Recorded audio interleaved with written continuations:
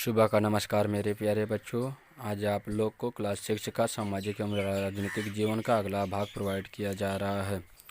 इसमें देखिए, अगर अगर अलग अलग अलग क्षेत्रों के इतिहास देखें तो हमें पता चलेगा कि किस तरह विभिन्न सांस्कृतिक प्रभावों ने वहाँ के जीवन और संस्कृति को आकार देने में योगदान दिया है।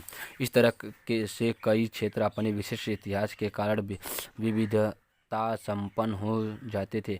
जैसे कुछ लोग अपने अपने इतिहास और संस्कृति के बारे में एक स्थान से दूसरे स्थान तक जाते थे, तो वहाँ पर कुछ इतिहास बन जाता था, तो उसको अंकित कर लेते थे, जिसका उन्हीं का इतिहास कुछ पढ़ने को मिलता है।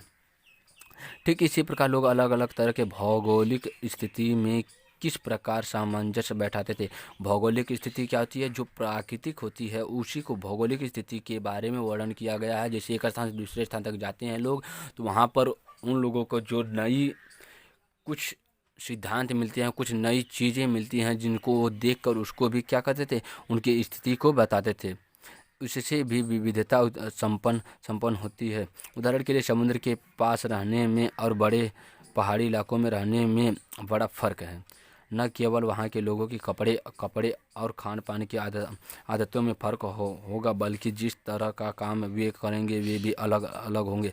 शहरों में अक्सर लोग यह भूल जाते हैं कि उनका जीवन उनके भौतिक वातावरण से किस तरह गहराई से जुड़ा हुआ है। ऐसा इसलिए कि शहरों में लोग विरले ही अपनी सब्जी या अनाज उगाते हैं। वे इन चीज़ों के लिए बाज़ार पर ही निर्भर होते हैं। जैसे भौगोलिक स्थिति का कहने का मतलब है कि अगर मान लीजिए जनवरी, फरवरी या दिसंबर के माह में कोई जम्मू कश्मीर हमारे यहाँ से दक्षिण भारत से या उत्तर भारत से जाते हैं जम्मू कश्मीर, तो वहाँ पर अधिक ठंडी पड़ती है।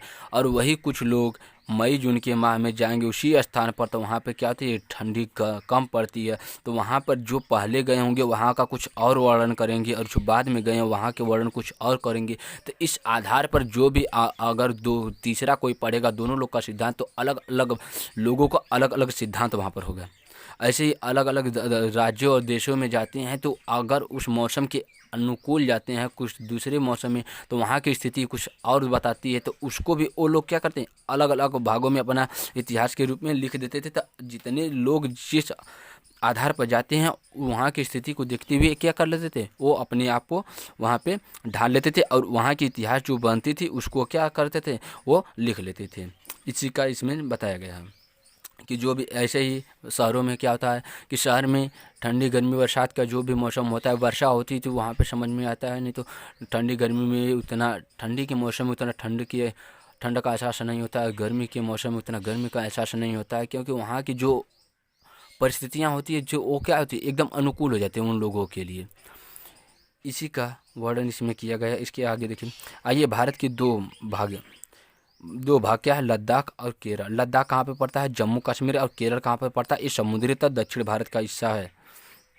केरल की राजधानी तिरुवनंतपुरम। ये लद्दाख की राजधानी लद्दाख के एल्ले हो गया है। इस समय वर्तमान केंद्र शासित प्रदेश हुआ है। के जरिए यह समझने की कोशिश करेंगे कि क्षेत्र की विविधता पर उसके ऐतिहासिक और भौगोलिक कारणों का वर्णन किया गया है। जैसे कि अब ये समुद्री तट है, वहाँ की स्थिति कुछ और होगी और लद्दाख की स्थिति कुछ और होगी। इसी दोनों का वर्णन कर कर हम लोग को जो सीख मिलती है वही बताया जाएगा इसमें। अब लद्दाख कहाँ पे, ये हमारा चीन से सटा हुआ राज्य भी है। अब देखिए एटलस में भारत का नक्शा देखिए। अब एटलस किसे कहते हैं, एटलस देखिए हम लोग की जो सड़कें होती हैं और जो भी मार्ग होते हैं वो सब क्या होते हैं, एक दूसरे से क्या होते हैं, बंधे होते हैं। जैसे देखिए ग्रामीण, ग्राम के बाद क्या आता है, शहर, शहर के बाद राज्य, राज्य के बाद देश।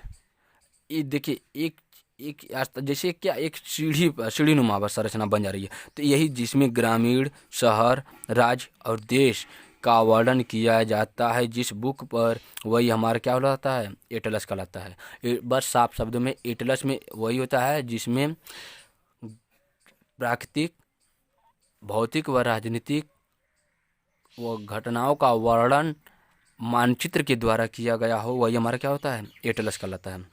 इटली में भारत का नक्शा देखिए और उसमें ढूंढिए कि ये दोनों क्षेत्र लद्दाख और केरल कहाँ पर है। इन दोनों क्षेत्रों की भौतिक स्थिति, वहाँ के भोजन, कपड़े और व्यवसाय पेशों को कैसे प्रभावित करता है, उनकी सूची बनाइए।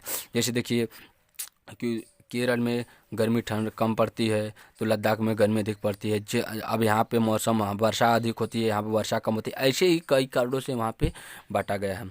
इसके आगे का वीडियो अगले भाग में प्रोवाइड किया जाएगा। धन्यवाद।